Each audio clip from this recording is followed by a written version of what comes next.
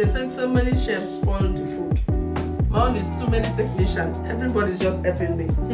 I will list their name later. Anyway, hello baby lovers. You're welcome to Baby's Kitchen.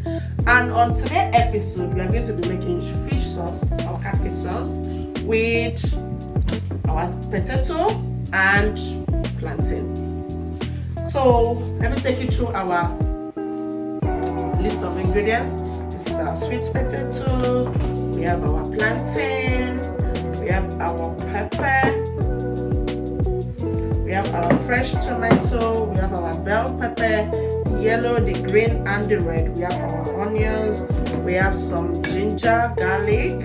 We have our salt. We have our seasoning. We also have chicken.